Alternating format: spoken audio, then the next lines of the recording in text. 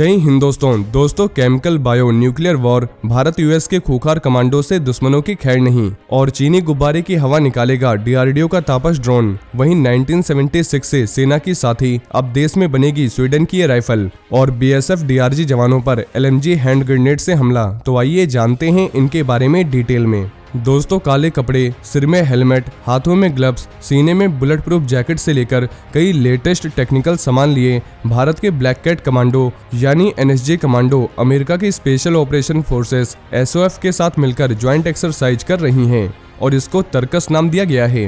अब सवाल ये उठता है कि इस एक्सरसाइज की जरूरत कैसे महसूस हुई। तो दोस्तों रूस यूक्रेन का वॉर चलते 350 दिन हो गए हैं। पिछले साल मई के महीने में यूक्रेन ने एक चाल चली। यूक्रेन को उम्मीद थी कि अगर वो चाल में सफल हो गया तो ग्लोबल कम्युनिटी से सहानुभूति हासिल करेगा, साथ ही अमेरिका और यूरोपीय देशों से हथियार और पैसे की मदद मिल जाएगी। दोस्तों यूं तो कई देश एक दूसरे के साथ ज्वाइंट एक्सरसाइज करते हैं, लेकिन ये वैसा नहीं है। सोर्सेस के मुताबिक ऐसा पहली बार हो रहा है कि एनएसजी और एसओजी रासायनिक यानी केमिकल, बायोलॉजिकल, रेडियोलॉजिकल और परमाणु खतरों को खत्म करने की टेक्नोलॉजी के साथ ट्रेनिंग कर रहे हैं, क्योंकि महामारी के बाद से कई देशों में बायो वेपन वॉर का अंदेशा देखा जा रहा है।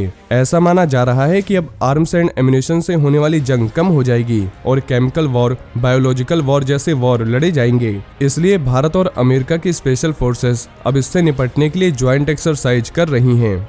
वहीं देश में उद्योगों को बढ़ावा मिले और रोजगार पैदा हो, इसके लिए प्रधानमंत्री नरेंद्र मोदी की सरकार लगातार मैन्युफैक्चर सेक्टर को मजबूत करने पर ध्यान दे रही है। इसमें डिफेंस प्रोडक्ट्स भी शामिल है ताकि डिफेंस इंपोर्ट को घटाया जा सके। इसके लिए देश में डिफेंस कॉरिडोर जैसी योजना भी बनाई गई है। लेकिन अब खबर है कि स्वीडन की फेमस कार्ल गुस्ताफ राइफल भी भारत में ही बनेगी। स्वीडन की डिफेंस कंपनी साब ने भारत में कार्ल गुस्ताफ राइफल की फैक्ट्री लगाने की योजना बनाई है। इससे इंडियन आर्म फोर्सेस के लिए मल्टी रोल वेपन सिस्टम के प्रोडक्शन में मदद मिलेगी। दोस्तों स्वीडिश कंपनी की भारतीय यूनिट साब इंडिया टेक्नोलॉजी इस फैक्ट्री को मेक इन इंडिया पहल के तहत लगाएगी। यहाँ बनाया जाने वाला Carl Gustaf rifle defence system पूरी तरह से भारत में ही बना होगा। साथ ही इसे भारतीय सेना की जरूरतों को ध्यान में रखकर तैयार किया जाएगा। इतना ही नहीं, साब इंडिया टेक्नोलॉजीज के चेयरमैन और मैनेजिंग डायरेक्टर मैट स्पामबर्ग का कहना है कि इन राइफल के प्रोडक्शन के लिए कंपनी भारत में छोटे सप्लायर से भी साझेदारी करेगी, यानी छोटी कंपनियों को भी मौका मिलेगा। आपको बता दें स्वीडन की कार्ल गुस्ताफ M4 राइफल एक मल्टी रोल वेपन सिस्टम है। वहीं छत्तीसगढ़ के कांकेर में रविवार को सुरक्षा बलों और नक्सलियों के बीच मुठभेड़ हुई है। इस मुठभेड़ में 4 से 5 नक्सलियों के घायल होने की खबर है। बीएसएफ और डीआरजी के जवान सर्चिंग पर निकले थे। इसी दौरान घात लगाए नक्सलियों ने फायरिंग कर दी। बताया जा रहा है कि एलएमजी और हैंड ग्रेनेड से भी हमला किया गया है। जवानों की ओर से भी जवाबी कार्रवाई की गई। इसके बाद नक्सली वहां से भाग निकले और मुठभेड़ की कंफर्मेशन एसपी सलभ सिन्हा ने की है। वैसे बताया जा रहा है कि वहां 80 से ज्यादा नक्सली जमा थे। वहीं नक्सलियों के भागने के बाद इलाके में सर्च ऑपरेशन तेज कर दिया गया है। साथ ही एक्स्ट्रा फोर्सेस भी भेजी गई है और कई अफसर भी मौके पर पहुंच गए हैं।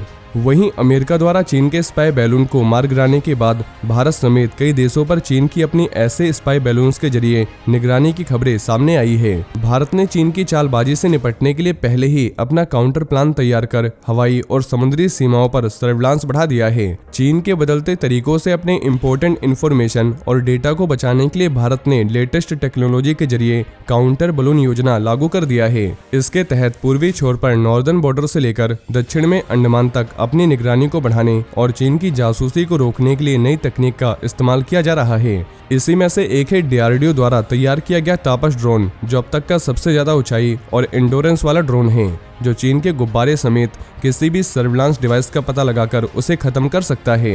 दोस्तों तापस ड्रोन केवल सीमाओं पर निगरानी रखने ही नहीं बल्कि दुश्मनों पर हमला करने के लिए भी इस्तेमाल में लाया जा सकता है।